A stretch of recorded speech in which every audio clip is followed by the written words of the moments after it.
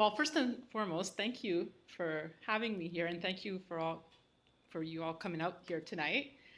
So nice to see so many familiar faces. My journey into finance was a little untraditional, I would say. I never thought I would end up here.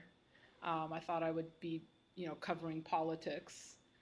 Never, like I said, thought I'd be covering finance, but I happened to fall into it by chance a long time ago when I was fresh out of journalism school and was looking for work and did a bunch of stints. And then this magazine that no longer exists called Magazine Finance, which was based in the old port, said they were looking for an editor. And I went in for the job interview and they were like, what do you know about money? And I was like, absolutely nothing. Like I couldn't even read a bank report or company statements, zero. And they're like, oh, but you're a good writer and are you willing to learn? They're like, you know what, we'll give you a shot. So basically it was a steep learning curve, but I ended up falling in love covering, the economy, and that was really the start of my journey. And then specifically in commodities and gold, where I built my career, that started at Kiko. So for people who follow my career, know that's really where, I, along with my team at the time, which was like one person before it became this juggernaut that it is today, decided to start covering the gold space on video. And no one was really doing it at the time. This was back in, 2008, 2009.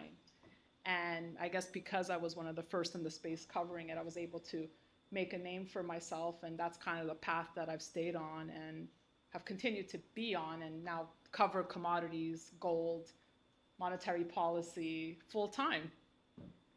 I love that. Yeah. I love that. And you know what? It just shows too, like sometimes we don't realize, but until we actually hop into something and try, like there you were, thinking like, oh, I know nothing about finance, and you were doing journalism. And so we don't realize that until we actually start learning about something, we get more and more curious. And the more and more curious we get, Exactly. it leads to something else. Right. But it also, I had someone that believed in me, and so there was an element. Who was that? Well, his name was Serge Terrien. I don't even know what he's up to these days, but yeah, he just gave me that shot, in covering the economy, and they're falling in love with it. So yeah. And I feel like, based off me knowing you as well too, I feel like I've shared this with you before, but you're a real people artist. You really know how to bring out the best of yourself and others, which is Thank you. a very good talent because it takes genuineness. But I feel like that probably has been a big part too of your enjoyment for the learning process, is all the people you've met. For sure.